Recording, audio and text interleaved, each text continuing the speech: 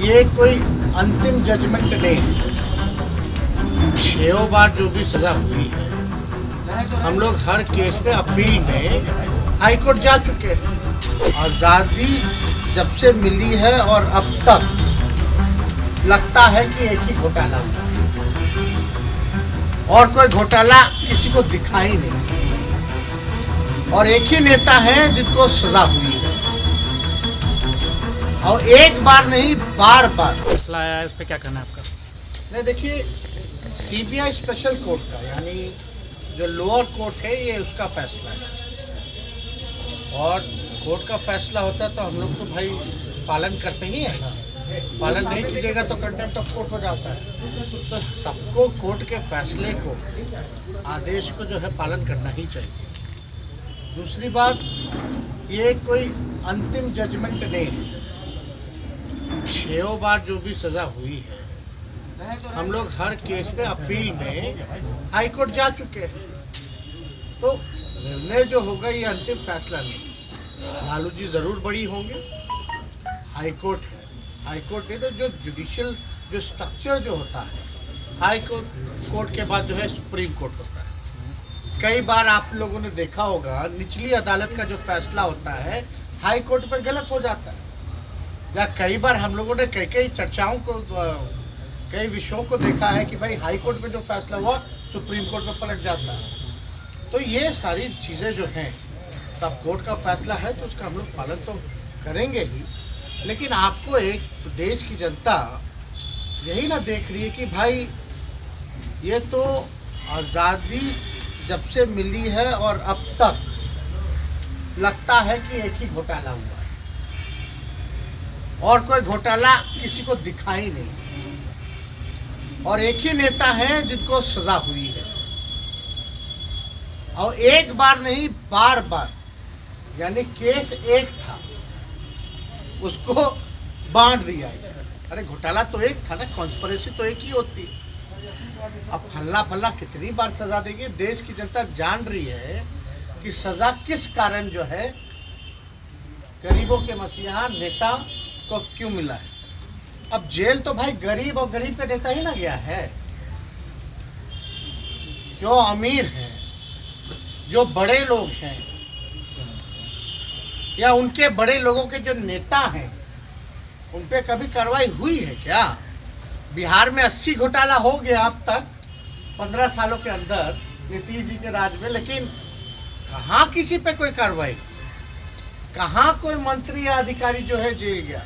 या देश की अगर बात की जाए, ये तो सोचने का विषय है कि भाई जो मुद्दा ही था उसको आप लोगों ने मुद्दा नहीं बना दिया। तो ये सारा विषय हम लोग सब लोग देख रहे हैं, जान रहे हैं, और देश की जनता तो ये भी देख रही है ना। चाहे विजय माल्या हो, मेहुल चौकसी हो, ललित मोदी हो, नीरव मोदी हो, या 2 दिन पहले ही 23,000 करोड़ रुपया लेके जो भागे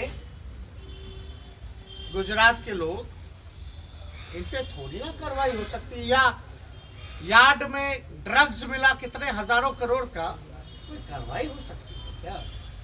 नहीं ना।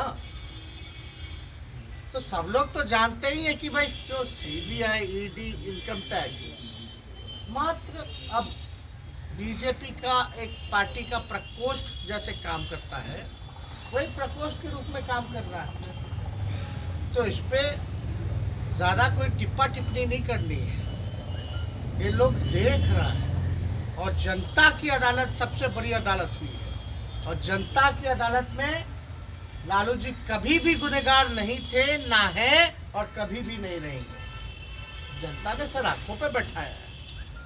सबसे बड़ी पार्टी राष्ट्रीय जनता दल, लालू जी की पार्टी, गरीबों की पार्टी, समाजवादियों की पार्टी,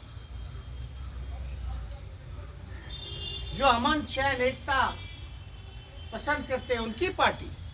तो बिहार की जनता ने इतना बड़ा वोट बैंक अपना आशीर्वाद दिया, तो इसमें निराश होने की किसी को ज़रूरत नहीं है। हम लोग हमेशा होपफुल हैं कि ऊपरी अदालत से लालू जी को न्याय जरूर मिलेगा। अब तो आजकल तो कुछ भी कह दीजिए तो केस मुकदमा हो ही ना। बताइए ना, हम तो पहले भी कहते थे, मेरा बिना मूछ के ही हम पे जब मुकदमा हो गया, चार्जशीटेड हो गए, कैसे हुए? लेकिन तेजस्वी जी, इसी मामले में कई लोगों को जो है जमानत भी मिली है, आखिर क्या वजह मानते हैं? हम तो कह रहे हैं ना, अभी केस के अगर डिटेल में बात कीजिएगा तो बड़ी लंबी चौड़ी बात हो जाएगी। 24 लोगों को किटल मिला, कुछ लोगों को क्या मिला नहीं मिला, लेकिन एक बात समझने की जरूरत है कि ट्रेजरी का जो मालिक होता है वो डीएम होता है। लालू जी ने तो आदेश जांच कर दिया, लालू जी ने ही ना आदेश दिया, तब ना जाकर के जांच हुआ है जी।